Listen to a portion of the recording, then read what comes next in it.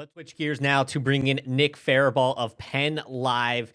He covers the Steelers and was with us last week inside the, I don't want to say the war room, but the media room as things went down. Nick, the first question I really want to ask you before we get into each pick and kind of breaking this down, what was your biggest takeaway from what the Steelers did last week? They are focused on the trenches, the trenches, the trenches. I mean, it's hard not to take away anything else. Did you say the Uh, trenches? the two interior defensive linemen, man, an edge rusher. Plus, last year they drafted three offensive linemen. The year before that, they drafted two offensive linemen and a defensive lineman. If this regime is telling you anything, they are screaming that they are going to be great in the trenches. And so, defensive line, offensive line are going to be key focuses for them, and they reinforce that completely. And so, that is the biggest takeaway. They passed on quarterback, they passed on receiver, they passed on all of that. Physicality, being big up front is important for the Steelers. Talk a little bit about Derek Harmon, who the Steelers selected with the 21st overall pick. What is he going to bring the defense? He's going to bring explosiveness. He's a disruptive pass rusher, and he's an instant spark plug to their run defense. I think that's really what probably sold them on him is he's this guy that can do a little bit of both, right? I mean, we're talking about a guy that led the nation in pressures last year, was second in the NCAA in pressure rate.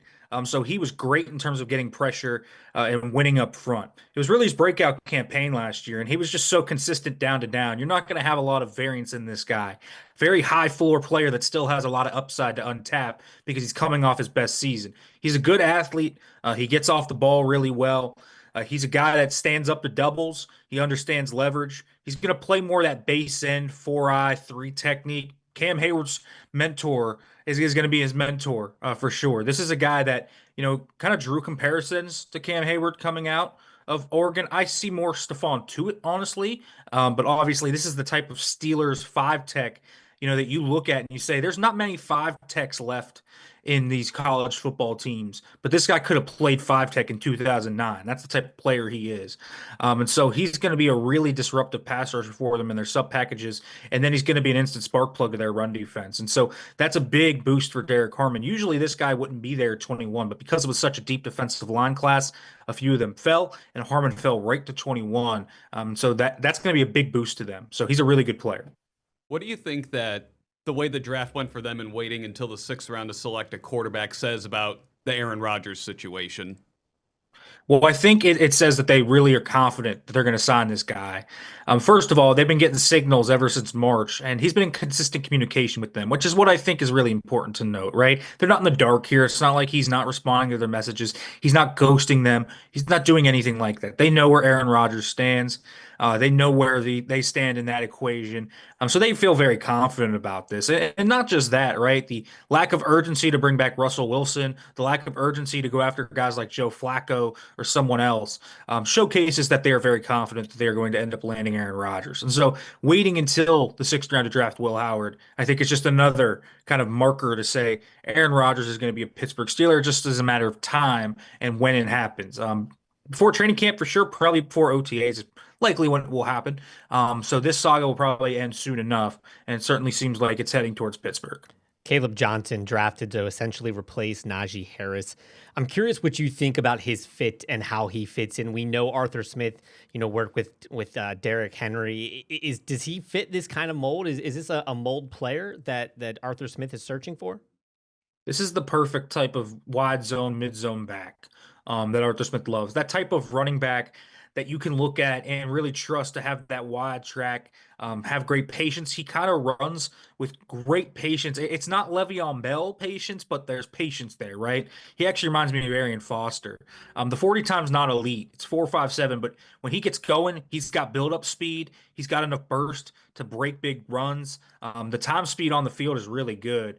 They use GPS data. I think he's reached up to 22 miles per hour, which is around the same miles per hour, by the way, DK Metcalf runs on the field at his top speed. So this guy can fly. He's an explosive back. He's a different player than Jaylen Warren. I think he's got to work a little bit on the 3-down part of his game, pass pro specifically. He wasn't used a ton as a receiver, but it's Iowa. They don't really do that a ton. And he had soft natural hands when he was used there. He's really good in space. He's just a really smart player. He's very instinctual. He's able to set up defensive backs and linebackers in space, really create stuff when there's nothing there. So this is a really solid player. He kind of fits exactly what Arthur Smith looks for in his running back. So expect him to be a big time effective weapon on early downs. Jalen Warren and Kenneth Gainwell will still take later downs and probably a lot of the receiving stuff away from Johnson. But Johnson has the ability to be a home run hitting threat and fits perfectly into Arthur Smith's offense. So I think this is a really great pick for them because I don't even think he was supposed to make it to 83. They were probably surprised he was there. And so this was a really good pick for them. I think the story of the weekend for me, Nick, was everything that happened with Shador Sanders. Obviously, months ago we were talking about him like he was a top 5, top 10 pick. Then it seemed like last week or 2 weeks ago, he seemed to start to slide a little bit. At one point, he was a betting favorite to land with the Steelers. Obviously, that didn't happen. It didn't happen in the first round at all. Do you think the Steelers would have been prepared to take Shador at any point in the draft? I do. I do think at some point they would have stopped that slide. Obviously he went before their fifth round pick. So I think, that sixth round, they probably would have thought about it. I think that's really how they kind of came into this draft was they didn't really like this class outside of Cam Ward, who I think was undoubtedly the top in this class, and the Steelers would have bought into him. I really don't think they loved this group. There were three, maybe four guys they really liked out of this class period. Will Howard and Shador Sanders were two of them. I do think at some point they would have stopped Shador's slide, probably in the same area they did with Will Howard's, right? I mean, Will Howard slid. He was supposed to go in the third or the fourth round. He slid all the way to the sixth. If Shador had probably gotten down there into their sixth round pick, I have a hard time believing they would have passed on him. But it just is kind of an indictment of how they viewed this class. They did not like this class. They viewed it very similarly to 2022 when they took Kenny Pickett. They were not going to make that same mistake again. I think there's scar tissue there from that pick still. And so I do think at some point they would have stopped Shador Sanders' slide. But I certainly think that this quarterback class in their mind was not a good one. And I think that was the story of them continuously passing on him for players, especially when they valued, really going after that run defense, the defensive line, the edge rusher boosts. I think setting that tone, that physicality was their number one goal. And then the quarterback came at some point. It was going to come later. And so if Shador had been there in the sixth round, they probably would have taken him. But obviously he went much earlier to the Browns. I was going to say, one thing that they had mentioned after they drafted Will Howard was, they liked his championship pedigree and the fact that he was a winner. And, he made plenty of mistakes in college. We saw him up close when Penn State played Ohio State this year, and Ohio State kind of won that game in spite of some of his mistakes, except he was able to rebound after that, and especially after that loss to Michigan to go and then win that national title. Just what do you think that mentality meant to the Steelers when they were kind of looking at quarterbacks? Well, I think it meant everything to them. And here's why I think it meant everything to them.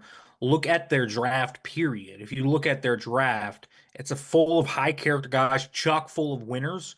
Oregon won the Big Ten, was in the college football playoff. Iowa's a very true and tried, strong tradition. That's another big thing that I think is very important to look at. But also the day three picks. Jack Sawyer was a team captain. Dante Kent was a team captain. Will Howard was a team captain at Kansas State. Even a few of their UDFAs were team captains. They built this class on high character team captains, leaders. I think that was a big part of that. There was a bit of a cultural shift, I think, in this draft. And so Howard himself, I think, really mattered to that because we're talking about a type guy that has that aptitude, that championship aptitude, and played his best in those crunch time moments, right? His best four games were literally the college football playoff. He had a great run there and things clicked for him. And so I thought that was a big kind of theme of this draft, to be quite honest with you. And Will Howard was the embodiment of that theme.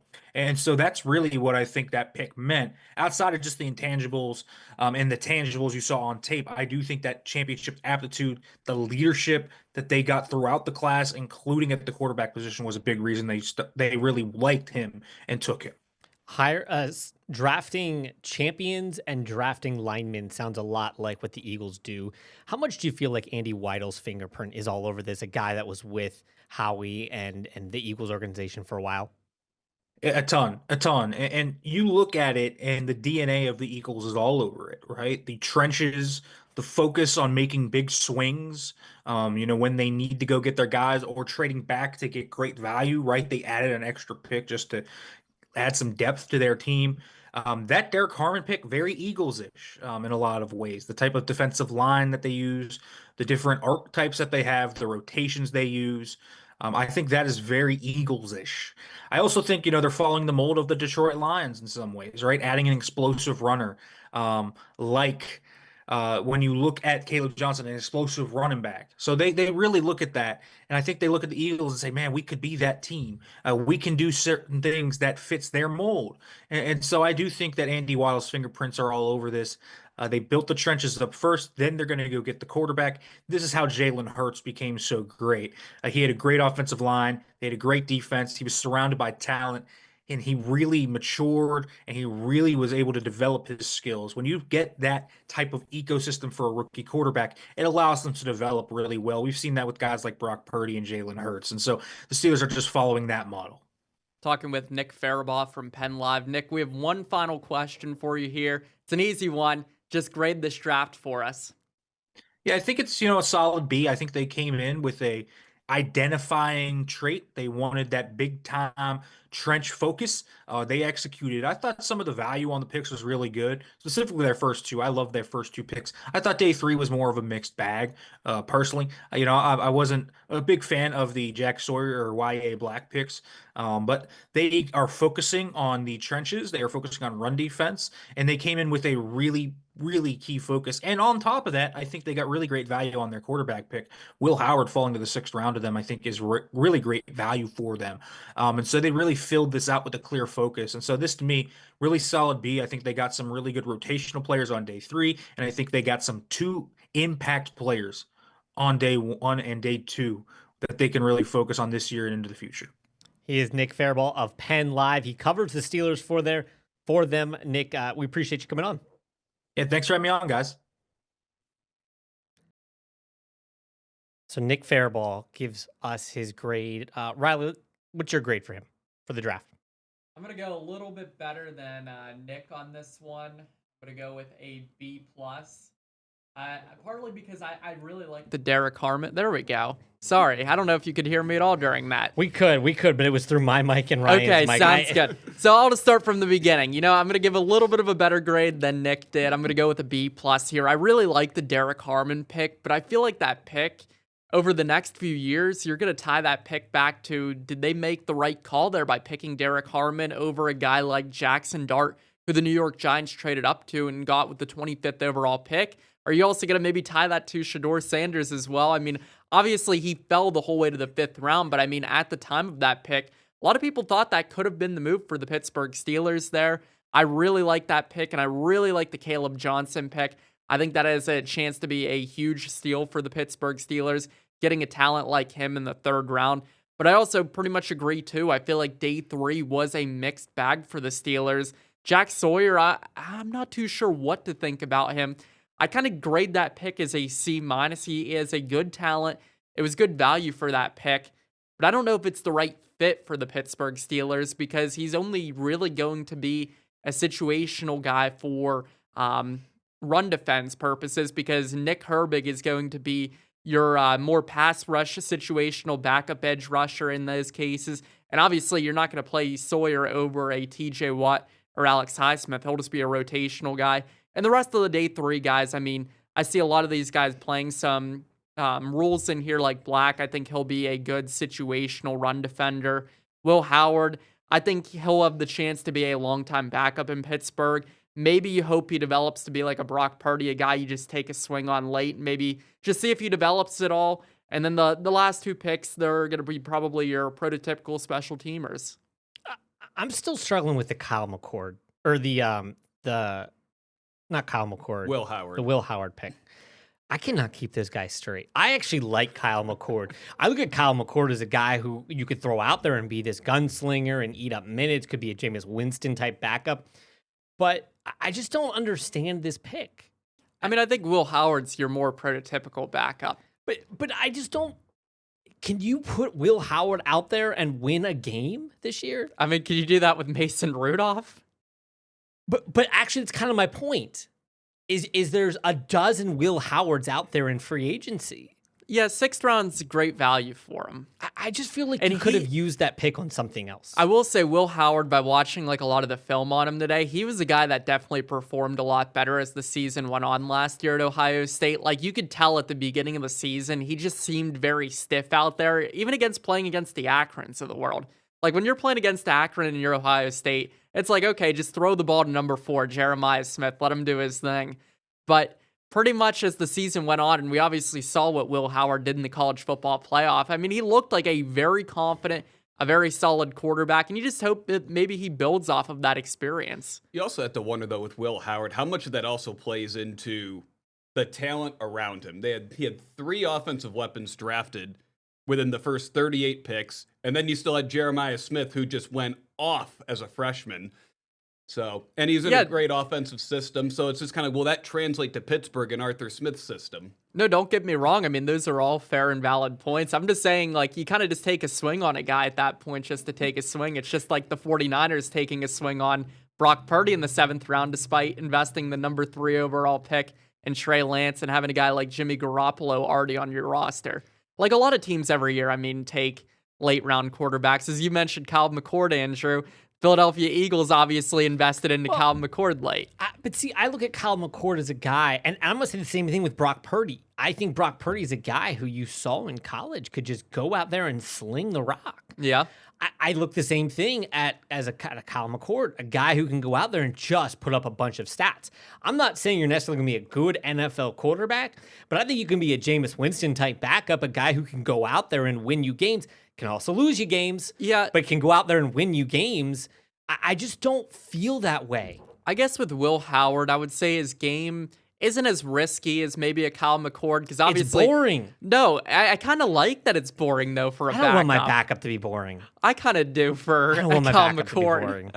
or not Kyle McCord. Now you're getting me to say look for Will Howard. They're kind of interchangeable, right? They're both Ohio State quarterbacks in my mind. I get it. A lot of times, sometimes you just want your backup quarterback to play it a little bit more safe, a little bit more close to the vest, but with Will Howard, for example, a lot of his game I feel like is predicated just based on timing, just making the right reads, and that's kind of what I saw by watching him at Ohio State. Don't get me wrong, his deep ball needs some work. I kind of saw that as a former wide receiver myself. He was kind of underthrowing his deep ball a little bit. That was like the one area of concern that I had for Will Howard. But other than that, I mean, he's going to be probably your backup quarterback. I don't think it's that crazy to just take a flyer on somebody in the 6th round. I think if Will Howard, though, is their backup quarterback, they've got some major issues, because that probably means that Mason Rudolph is the starter. Yeah, I'm more so talking about for the long-term future, assuming, because we just don't know how long Mason will be. You're probably going to stick him on your practice squad. That's generally what you do with these 6th and 7th round quarterbacks, try to make them more developmental and turn them into something that when your starter gets injured, maybe if he misses 2 games, he can win one of the 2. Yeah, but my whole draft grade isn't just based off of Will Howard. So you don't just base it off 1 6th round pick? No, that's not at all. That's not why I'm giving them a B+.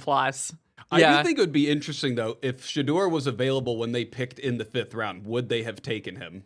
That is a great question. I mean, we had Nick saying pretty much on the record there that he thought they would have taken Shedeur with the 6th round pick. Personally, if it was me, I would have taken him with the 4th round pick. I wouldn't have gone with Jack Sawyer, just because I talked a little bit about how this is kind of an awkward fit for him. He's kind of your 4th edge rusher right now. 3rd, if you're talking about just playing him to stop the run. I mean, I like Jack Sawyer and what he did towards the end of the season for Ohio State. It's just with some of the other needs you have on your roster, it's more of kind of a luxury pick. I feel like more of a guy that you're just getting to try and add some more physicality to your team. We are going to roll past 30 minutes here on this show today, this Extra Points Pittsburgh Steelers post-draft recap. We got on a little late because of technical issues. We've run into several technical hiccups mid-show. Bad cough came at the wrong coughing time. fit. So we're just going to roll on here a little bit past our 30-minute mark. When you look at what Pittsburgh drafted, I'm going to start with Ryan on this. What is the surprise hole they didn't fill?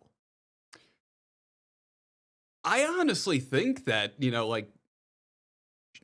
Riley, you said you thought they should have taken Shedeur with that 4th round pick. I think it's just, this guy slid in a way that nobody saw coming. And it's a guy that has the talent. I think I would prefer getting him in the 4th round and then use that 6th round pick on someone else.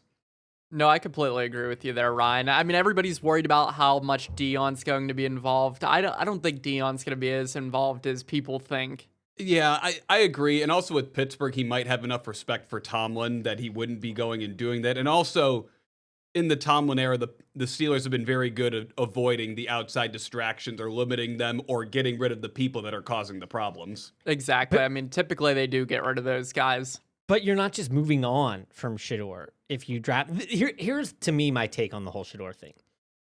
If you were sure and confident that you could put Shador in your starting lineup in week 1, then you take him. But if you have him as your backup or even your third string, because also there was a large step. I don't care what people want to say. There was a large step on tape between Shador and Cam Ward. Those guys weren't divided by 5 or 6 positions on the draft board. Those guys on the big board were divided by a lot. Cam Ward is a far more polished quarterback, a far better quarterback. He just has to get rid of, to me, that laissez-faire attitude in the pocket where he looks bored and tired. Because I think it's going to catch up to him in the NFL. I don't think you can do that. But I just don't think those two are very similar quarterbacks. So if you're not ready to start him, you have to deal with the potential. Look what happened after the Browns passed on him. Dion went on record and on social media, I think it was, or was caught on a hot mic. That's what it was. He was caught on a hot mic saying, oh, they've got a 40-year-old quarterback. You already had it starting. You already had Dion criticizing the starting quarterback of a team his son wasn't even drafted on. And the thing that's comical, too, about, with the Browns saying they are already taken a quarterback the round before.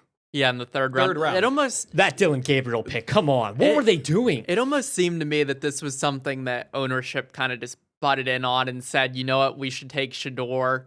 I don't really agree with the Browns draft plan in totality. Shador being their second quarterback drafted just is mind blowing because Shador is definitely going to be better than Dylan Gabriel.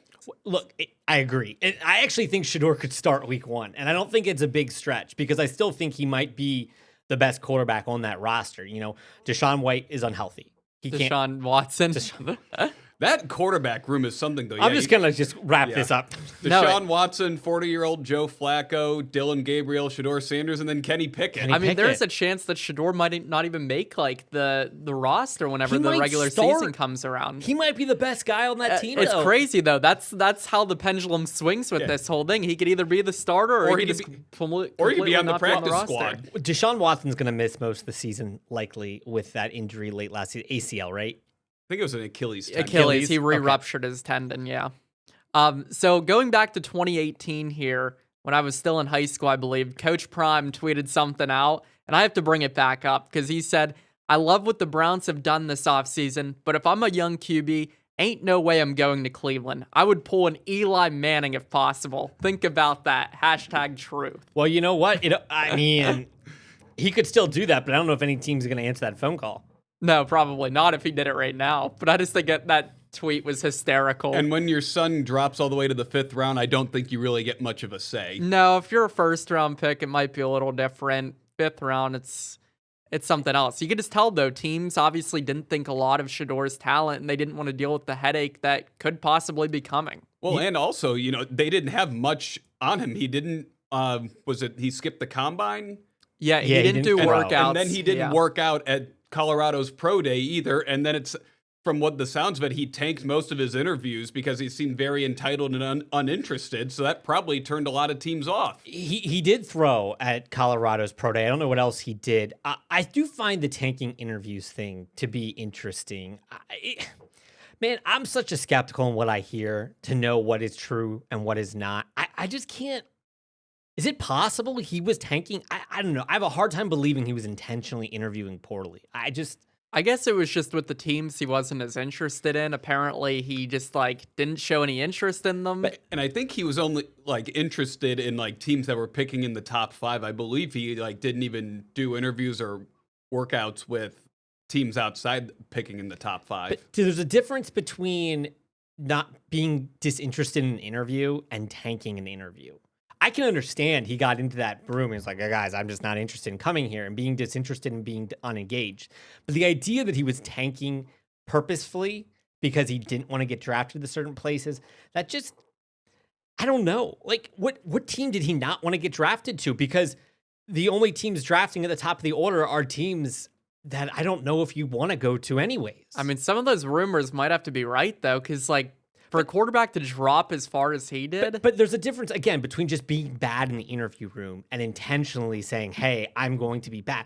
Like, Shedeur Sanders, why wouldn't he want to go to a team picking 30th overall who wants a solid backup for their good quarterback? I think Dion honestly was hoping that Pittsburgh was going to be that spot for Shedeur, because that's a team that's more ready to win now.